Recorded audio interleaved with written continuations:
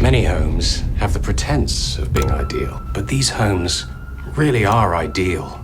Nestled in the piney woods of southeast Harris County is a tiny neighborhood. Only 19 homes. It's no wonder these houses are getting snapped up. It was secluded, it was quiet, it was peaceful. Terry and Sonny Fletcher say they fell in love with Seclusion Estates. Both tranquil and practical, it has all you'd need and all you'd want. They moved in 6 years ago. And very soon they say they were told to come meet the developer and his wife. They asked where we go to church. I said, we don't go to church, we're Jewish. It ended the meeting really quick. And it seemed like from then, things kind of just, it was always little nitpicking everything we did. Shortly after that meeting, the Fletchers say they began having trouble with their Neighborhood Homeowners Association, run, of course, by the developer's family and their friends. We've lovely people, all sorts of people. We've nicknamed them the Originals because it's the developer, it's their daughter, it's this other group of original, long-standing folks. The developer's wife is now the treasurer of the HOA. They said that we were racist because they were Jews. We did not have any idea they were Jews, and certainly they are blessed if they are. But things really went downhill when this went up. A 7-foot-tall fence around the entire perimeter of the Fletcher's property. That wood fence, the only one in the neighborhood, was not built for privacy. The Fletchers say it was built for security from their neighbors, who they suspected were waging a campaign to try to scare them out of Seclusion Estates. It's good. It's nice here. We had landscaping getting poisoned with Roundup, and we had people coming on our property without our permission and destroying our landscaping. At this point, we just wanted some peace. The neighborhood filed a lawsuit to force the Fletchers to take the fence down. Seclusion Estates has spent more than $50,000 so far suing them. The Fletchers, they fought back and say they've paid the price. Harassment, they say, from neighbors ramped up. Neighbors driving back and forth past their house. We've even had it to where they will set outside an opening in the fence and watch my kids through the kitchen. Law enforcement's been called more than once, but pressed no charges. By now, the Fletchers say they no longer felt safe in their own home. It's constant fear. We just never know what malicious thing they're going to do next. And it's not about deed restriction. Terrified. I don't feel safe at home. I can't. I never know what's going to happen.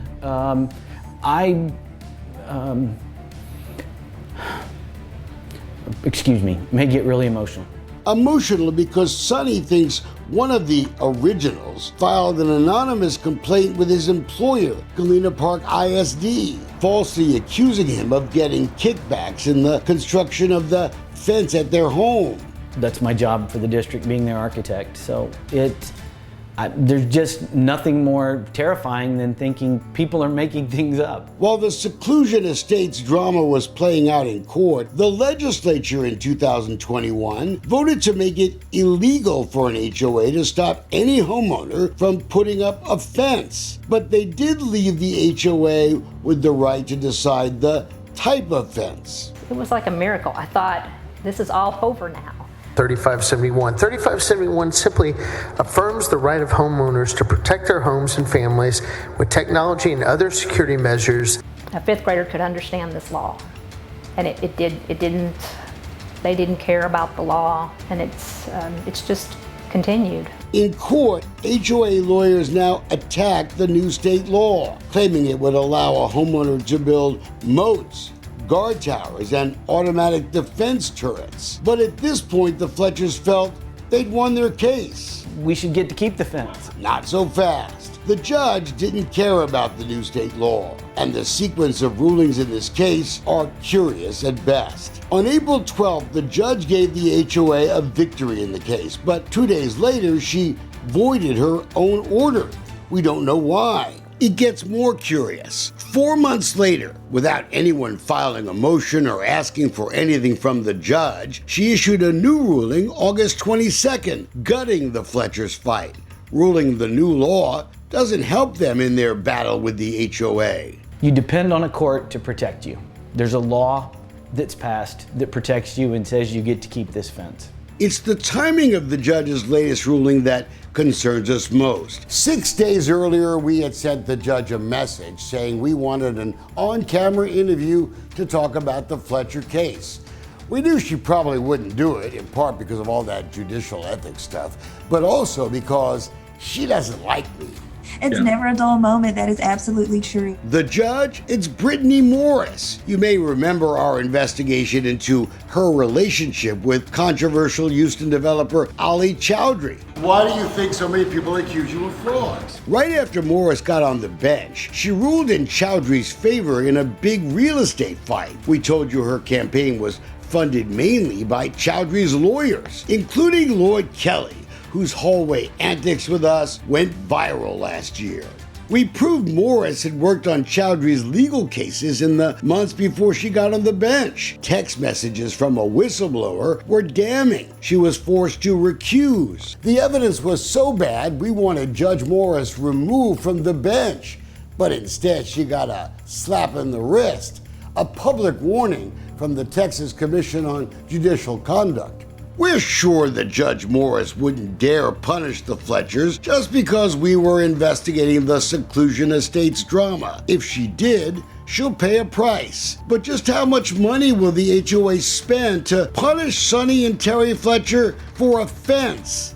After all, it is on their property. Hopefully the fence will come down. I just think that sometimes there are people who just want to be mad about everything. And that state law hasn't ended the fight over the fence. The subdivision has the right to say what kind of fence you can put up, and it certainly has to be within the restrictions. But the Fletchers say the fence is their only weapon against the originals, the allegations of anti-Semitism, alleged vandalism by their own neighbors. They bought this house because they wanted a peaceful place to live. We're all happy then. And their story is just one of many HOA battles that we've now been asked to help with. My home's not safe. The courts can't help me. The sheriff's department can't help me. You just really, you question every bit of the reality and safety you have around you. None of it's real, none of it. And that is terrifying.